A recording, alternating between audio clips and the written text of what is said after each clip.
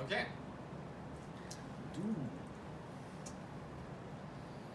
So, paragraph reporting. So I'm going to grab this second paragraph here, and I'm going to just const paragraph equals this paragraph right here.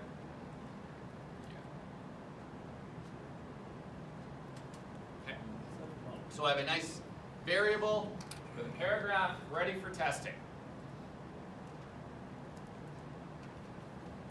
And we're going to go through this one piece at a time.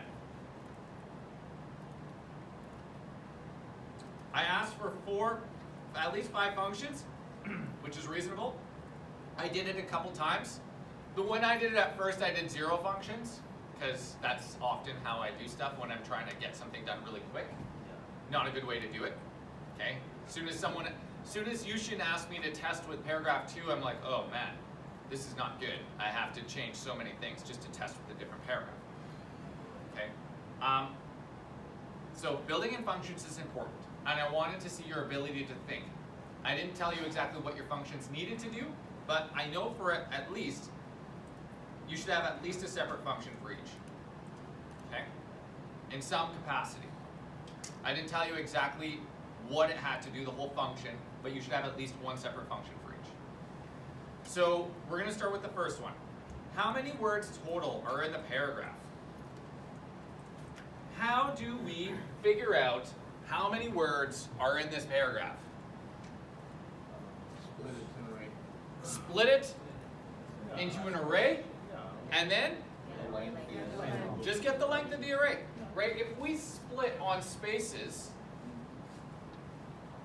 we get an array of words. And words, arrays have a length property, and boom, we're done. So let's write that function.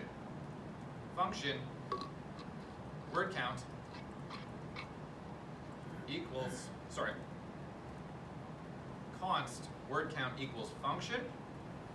Here's what I would do for the most part.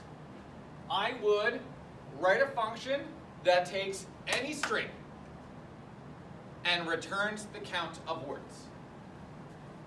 That way, it's general. It works on this, but it would work on anything. So it takes a string and it returns the string dot split. Do I have to tell it what to split on, or is it automatically split on spaces? Space. Automatically splits on spaces? So you have Oh, I have to tell it? Split on spaces. Otherwise, I think it splits on characters. Yeah. Dot length.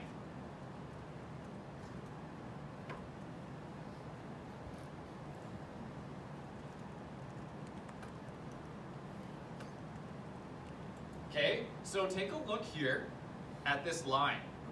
There's a lot going on here. So I'm taking in a parameter, the string, paragraph, whatever you want to call it. Okay? This, the way I'm looking at it is this function is not specific to this paragraph. I could take this function, I can go use it somewhere else. And now when I want to use it, I can just say word count, whatever string I want, and it will print out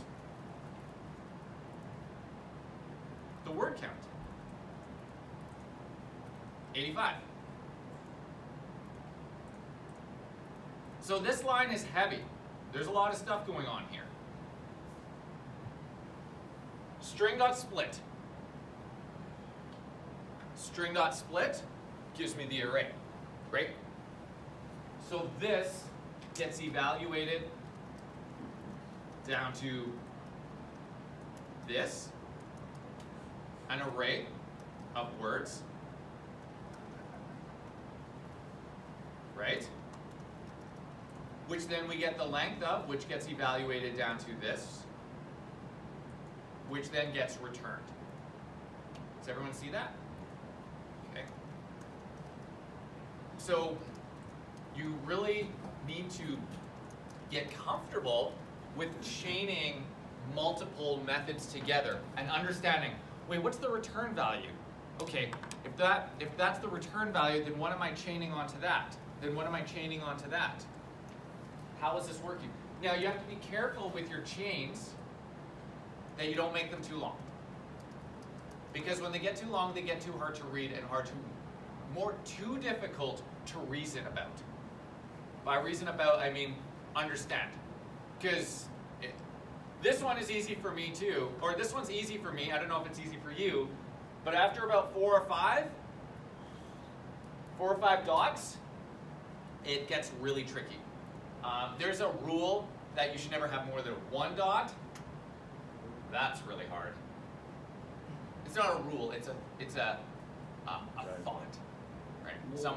Someone, there's a lot of different concepts, beliefs in programming, and that's one of the beliefs. Like Rule of Demeter, I think it's called. Rule? The Rule of Demeter. Rule of Demeter, Law of Demeter, that the module should not have the knowledge of the inner details of the object. In other words, and it essentially says you shouldn't have more than so many dots. So you should construct your program in a way that you should never be using more than 1 or I can't remember how many dots. I don't follow that rule because it's not an actual law. It's a concept. It's just a concept. Is it with 3? Is the band like 2 yeah, or 3? Yeah, Okay. just don't worry about it. Just be cautious. Okay. Yeah. I don't think anyone's going to be writing anything that crazy anyways, but Like 20. yeah. No, it's not. Yeah. No make sense. Just when when you start getting better, I just want you to remember, oh, John said that. Yeah. John said not too many dots. Okay? There's other ways to manage that. How many different words appear in the paragraph? Okay, so this is where we're going to get into some interesting stuff. Okay? I'm going to make 2 functions for this. Okay? I'm going to make a const. So how many different words appear in the paragraph? Actually, no, I'll just make 1 function because this function will work perfectly that'll feed into another function. How many different words appear in the paragraph? What's a way I can approach this? Yeah? Make a new array and get rid of the repeated words in the new array. How do I get rid of repeated words? When it hits the same thing but it's not in the same index, you can. Okay, so Saria's approach is get my array, word count, split it, right? Take each one of those and put it into a new array. Empty array, take the first word, Mr. Dursley was the, keep going, Yeah. 1 word at a time. Every time I put that word in, I check to see if it already exists. So you can use a find, right? I use the filter, and if it's not the same, the index is not the same as the element, Okay. it's not going in. Don't quite get that approach, No. but okay. But that is one approach. Arrays, checking, already in there. If it's already in there, don't put it in. I did kind of the same thing, but I used an object instead. Okay, why an object? Because then I could have a value for the calculate keys, so I could use it for comparison for the next Further. step of assignment. Yeah. So the thing I like about doing it as an object is that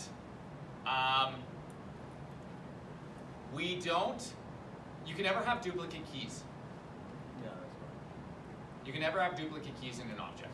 So if the word was appeared 2 times and you use was as a key, it'll never duplicate itself. So it by nature does unique keys. And if we look at that and we tie it in to this one, which word occurred the most times, maybe we can pre-build an object for that. That's Right? Because if we are tracking the words, let's also track their occurrences at the same time. Okay. So let's create object. from string. Or let's go obj from string.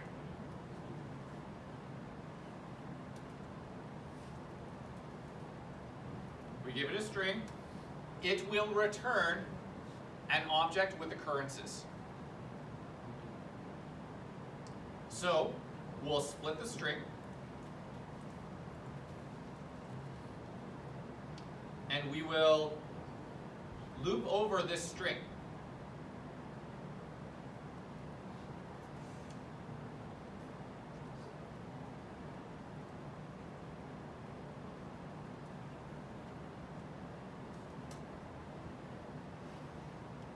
Take you a second to, I'll give you a second to absorb this. Does this line 10 make sense to you?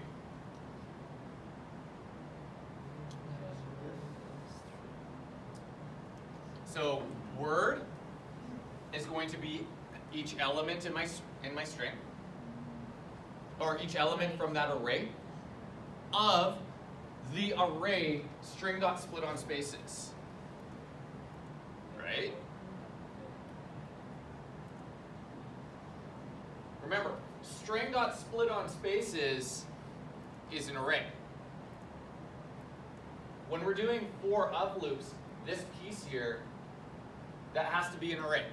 It can either be something that, an expression that evaluates to an array. It can be a variable that contains an array, or literally can be an array with stuff in it. Okay? It just has to be an array in some way, shape, or form. Okay. So, splitting on spaces.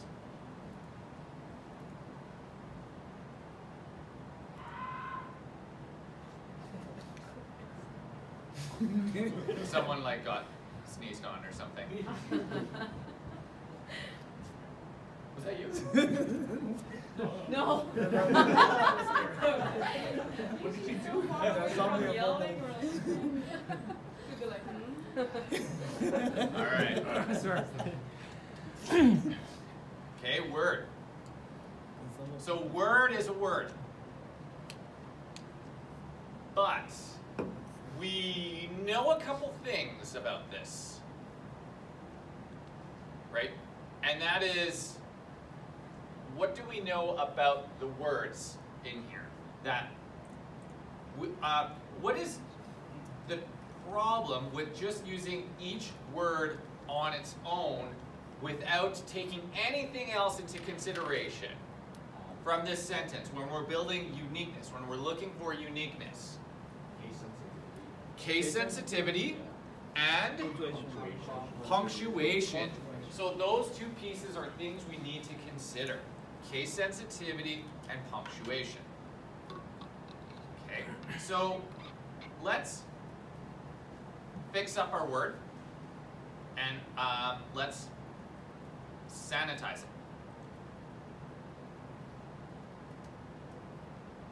Okay, so we're going to make a new word. Of that word, we're going to sanitize it. We're not going to look for anything. We're just going to make some assumptions. I don't know if it is uppercase or lowercase or anything, so I'm just going to lowercase everything by default.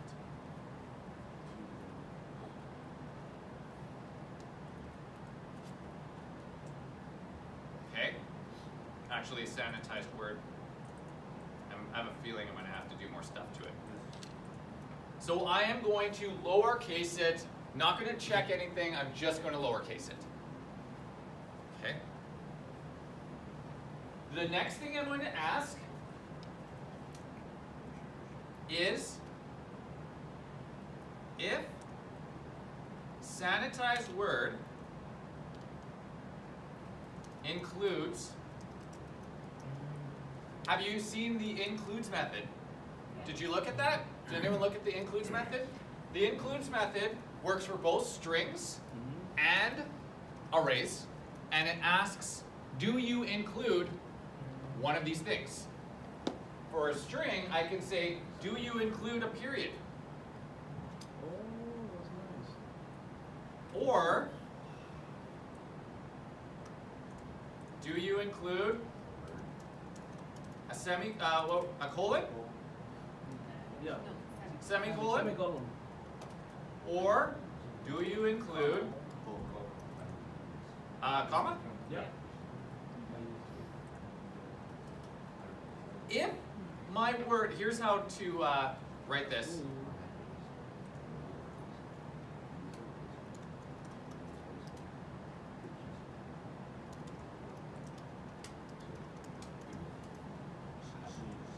Okay. If I include any of these things, where is my string going to have it? If I had a period, if I had a semicolon, if I had a comma, it would appear right at the end. So if this returns true, it includes a period, a comma, or a semicolon. That means sanitized word dot slice, trim, substring. There's a bazillion ways to take off the last character of a word. You can loop through it, copy everything but the last string. I'm just going to take a quick look at some string methods here. I think substring is a good one. Char, Kodat, fix font, substring. Substring, let's see what substring does. And there's two substrings. There's substr, and there's substring. Returns part of the string between start and end indexes or to the end of the string. That's a good one. A portion of the string starting at the specified index and extending. So they look super similar. So we'll use this one. So we want to take off the last character. We're starting at 0.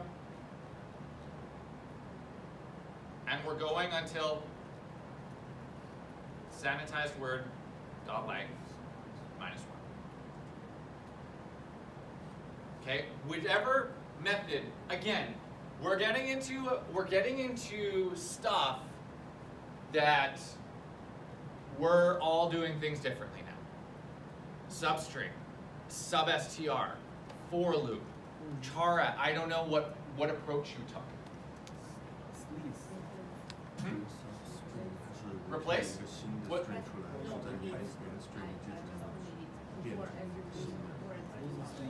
Yeah, so there's a lot of different, and then I have to say sanitized word equals, right? Because this is going to return a new word. And I've got this thing sitting out there. Okay.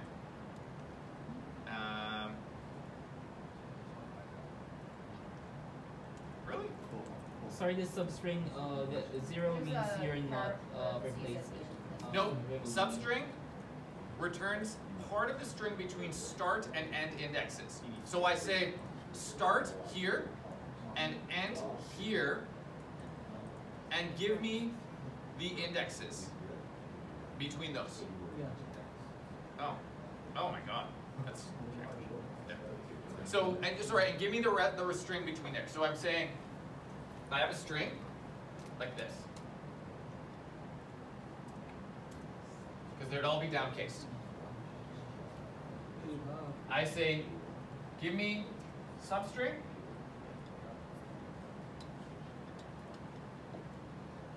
It's between 0, 0, 1, 2, 3, 0, and length is 4. 4 minus 1 should be 3. Doesn't include 3. Well, and that's the part where I'll find out. So I said length minus 1. Length is 1, 2, 3, 4. 4 minus 1 is 3, so 0 and 3. So this is what I'm hoping to get, those 3 characters. The question is, does it include this index or not? If it does, I'll have to say length minus 2 and bring this down to 2. So we'll try that. Actually, we could try that really quickly.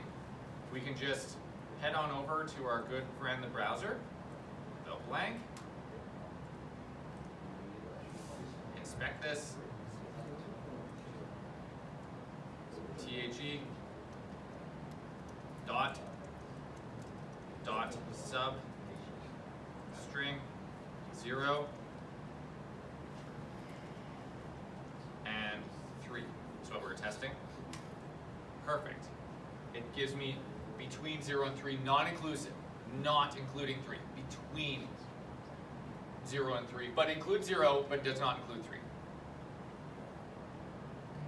So I get to take off that piece and sanitize word is updated.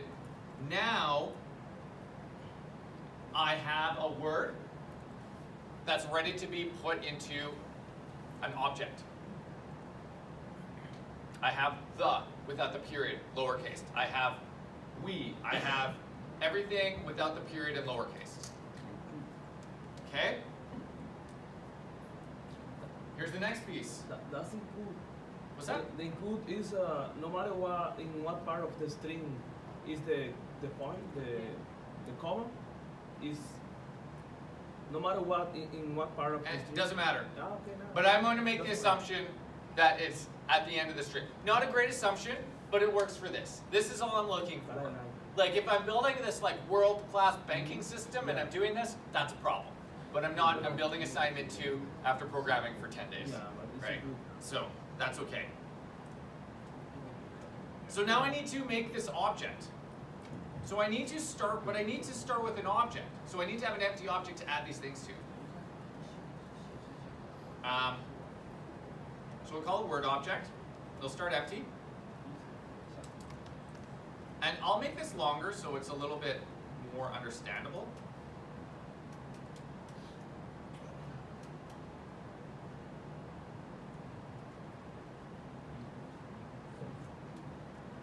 I won't turn my, okay. So I have my big if statement. I would probably looking at some way of reducing that if statement. I might even make a function like this, const includes punctuation.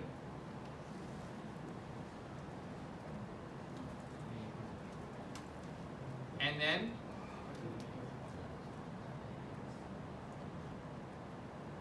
I can move that into here. And then in here all I say is this.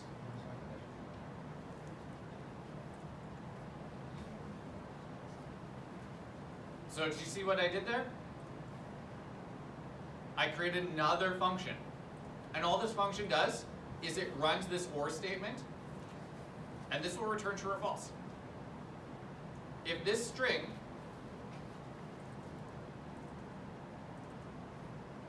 includes punctuation, and this is 7 times squared. If this string includes punctuation, and this works for any string now, not just in that one spot. If this string includes punctuation, return true. Otherwise, return false. Seems pretty useful. And then it also makes my code way more readable. Oh, if the string includes punctuation, you might even put another function here. Remove last character. Then you have another function that does remove last character. Then, holy cow, this is, because like, if you're someone who's programming, that doesn't make any sense to you, that this little line of code here. But if I were to const remove last char equals function string, and this removes the last character of the string and returns a new string. So now I can say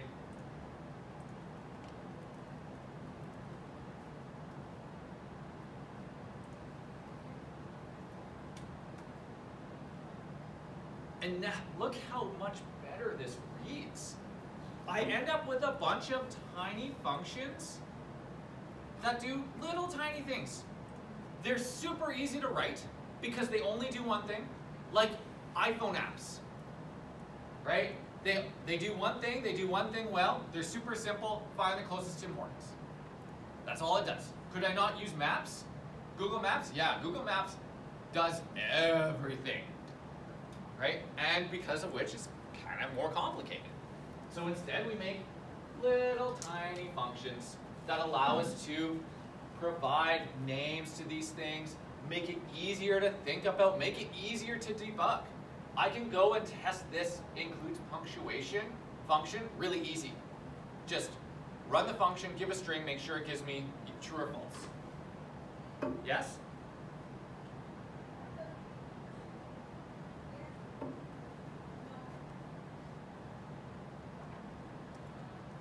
No. Yeah?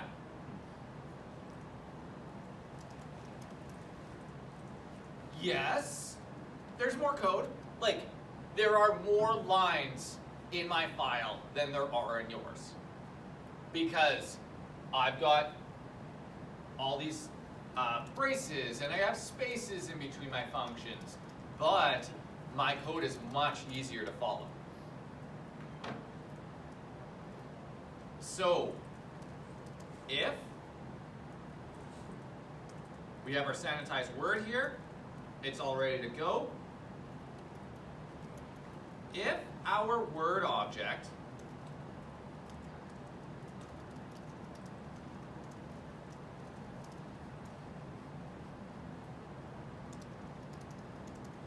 here's the key, line 27. I'm using this string inside square brackets, bracket notation, as a key for word object.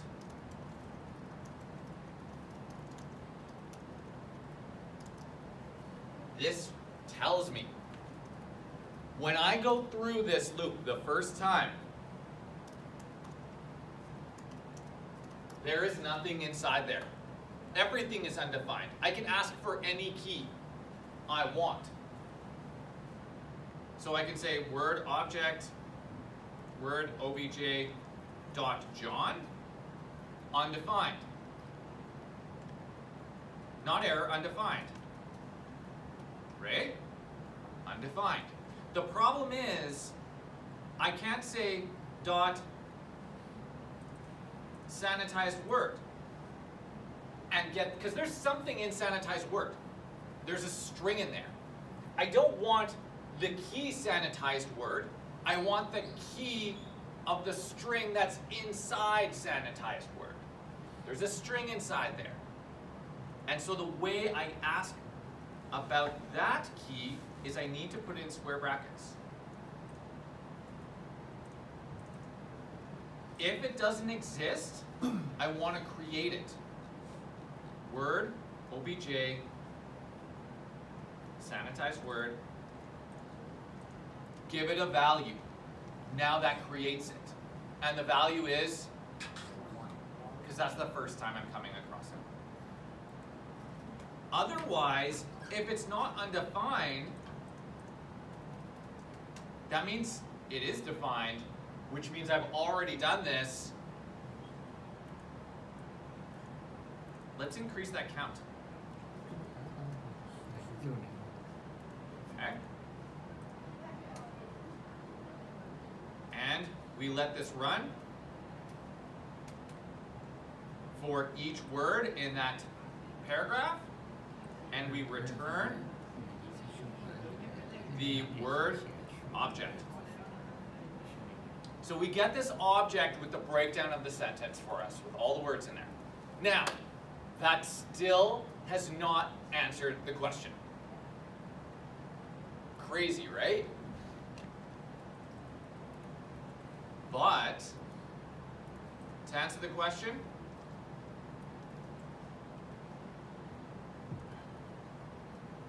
we say unique word count equals function word object. And all we do is say word object, object dot keys. This is one of the things I talked about and asked you to look up. What does object dot keys do?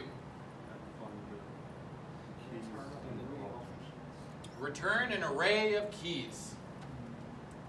And this word object contains keys and values. Each key represents one word, a unique word. Word object dot length, because it's an array. Object dot keys, word object returns an array of all the keys, which are words, unique words. Dot length will return a number. Now I have my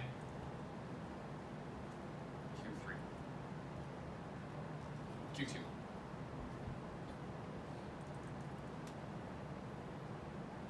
These are just extra functions.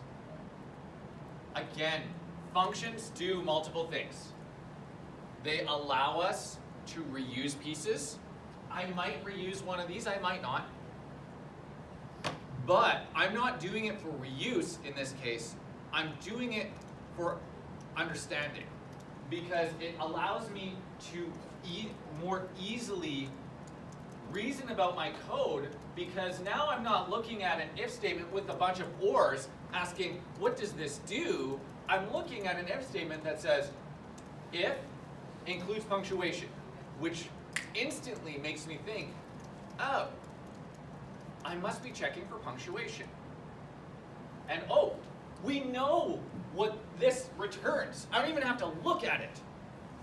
Why? What does it return, and why do you know that?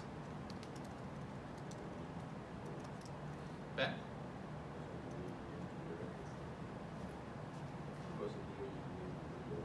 Okay, yeah. Yeah, because the name, because the way I named it. But I know also it returns a Boolean, because I'm using it in an if statement. And just the way that it's named. Okay. So we got our word count. Q3. Oh, sorry. This doesn't. Here's one of the things. I'm not using this yet. So what I would have to do here. Oh, actually, word object. I'm not using this. I'd have to pass an object. Yeah. Or I can pass it a string, and then it can convert the object for me by using this, right? That function can say, you give me a string. That's actually better. You give me a string, I'll give you the unique word count by making a const word object equals object from string. String. So it's going to make it for me. I give it the string, it makes me the word object, and then tells me the length. So all my functions now, I just give strings to. Here's a string, go find me the unique word count. Here's a string, go build me a word object. Here's a string, is there punctuation at the end? Here's a string, take off the last character. Okay? Really easy. All of these are just strings. Q3, something very similar.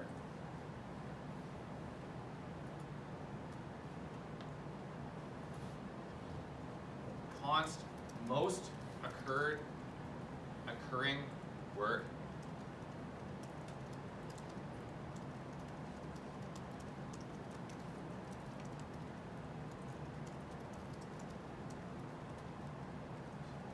And again, we can take a string in here. We're going to use our word object. So we're just going to steal this one little line here.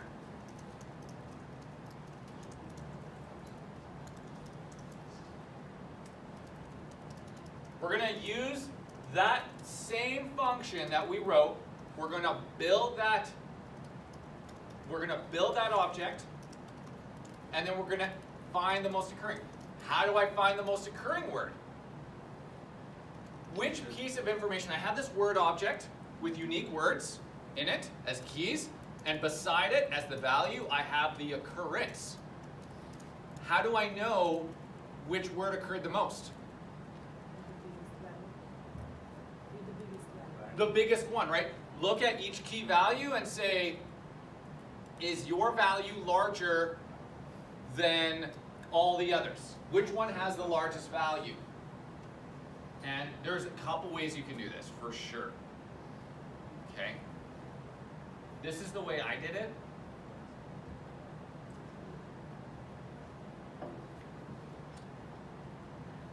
For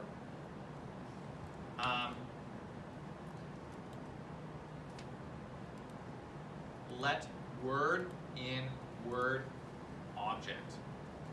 So the other one I had mentioned in here that you might want to look at is the for in loop. The for in loop lets you loop through objects. And it does that by giving you the key of the object. You can also break it down into object.keys and then do it like that. But the way it works is you get the word. Word is the key. Okay, so it's going to be a string like the, or was, or Dursley. Okay, then I can use that and say word object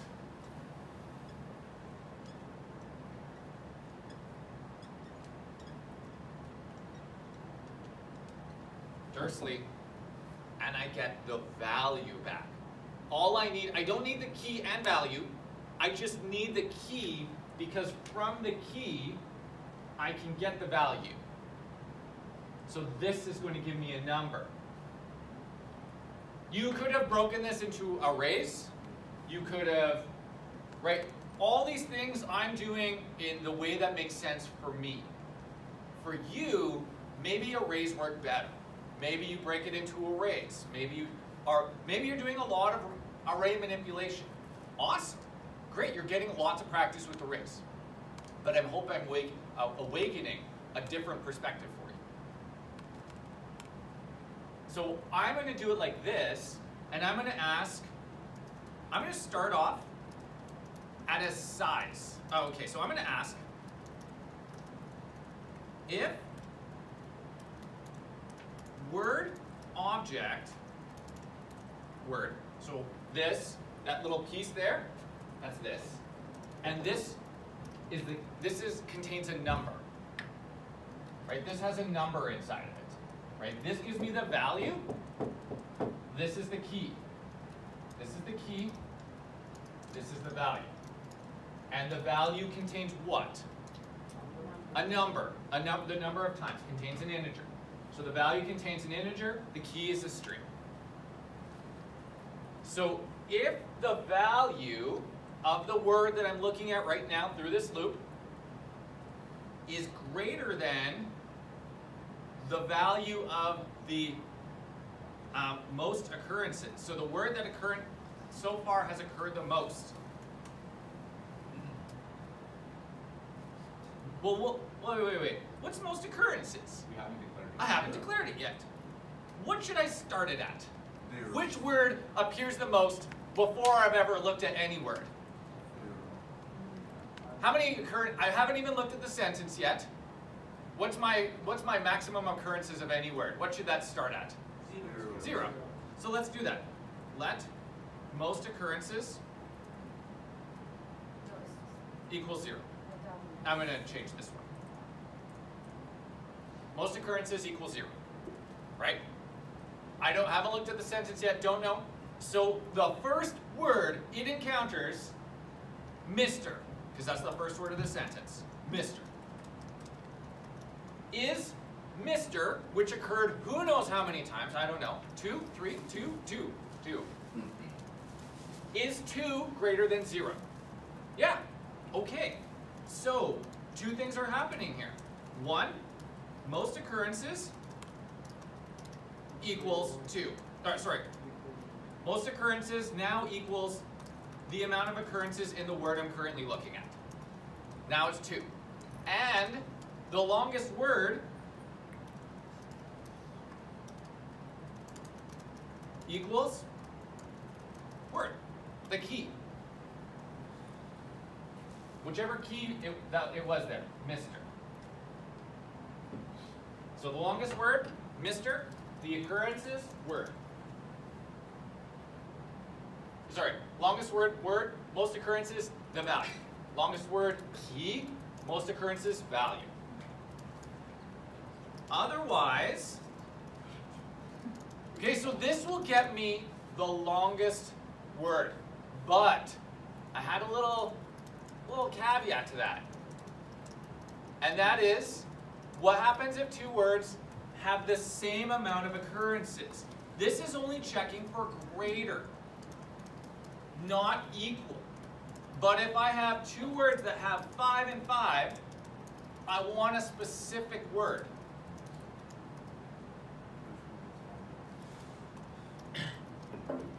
How? So if I don't find that word, sorry, well, this only takes care of if it's greater. But if it's equal,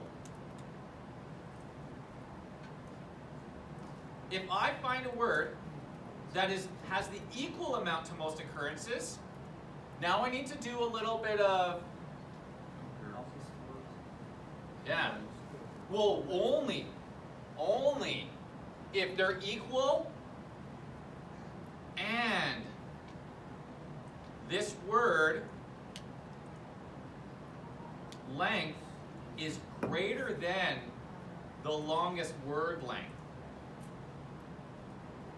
So they have to be equal, and the word I'm looking at right now, sorry, not the amount, the word I'm looking at right now is longer than the longest word length. If it is, then we just update the longest word. Shouldn't it be the longer or equal to the longest word? No, it doesn't matter. Right? The idea that I said was if they're the same length, I don't care. Pick whichever one you want. Right? Pick whichever one you want. If they're the same length, pick whichever one you want. Which means in my case, don't change anything. If you say greater to or equal, flip it, then you're going to end up with a different longest word than me, but that's also okay. Yeah, so okay. Good catch. Yeah. So you see, I think about things before I'm declaring my variables. And then I'm like, oh, okay, well, I want to track this, so I'm going to create a variable called longest word, and then, so I'm starting to use this even before I declared it. And that's okay, that's just how my brain works. Right, oh, I'm going to need this, okay, better go add it. Okay, and notice, I'm putting all of these inside my function, because my function is the one dealing with this stuff. No one else cares about this stuff. So, two benefits we get out of that. One, as a reader of code, the variables are very close to the stuff that's using the variables. Okay? So that makes it a lot easier for us to read. And 2, I'm not polluting the scope. Okay? Remember, these variables exist only in this function. So this const word object is not the same as this const word object. They're their own thing. They exist only within the scope of these parentheses. And I can do that because I did not declare it out here, like where I did my paragraph. Okay, there's only one variable, well, technically there's more. This is the only variable that exists out here, plus word count includes punctuation, remove last char, right? But like, in this scope, this outer scope here, there's only a couple variables. Then in each function, I have a new scope. And finally, I end up with 2 things. when I'm done this loop, what do I end up with? The most occurring word and the number of times it occurs. The most occurring word and how many times it occurs. What is a rule with returns?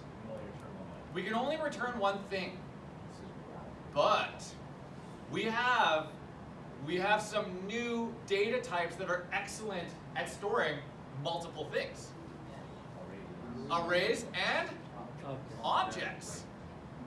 So what if I were to return a new object that had the word as a key, the word and the occurrences of that word?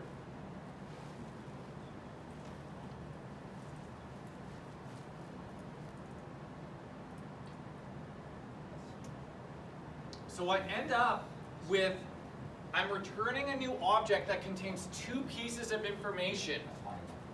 The longest word and how many times it occurred.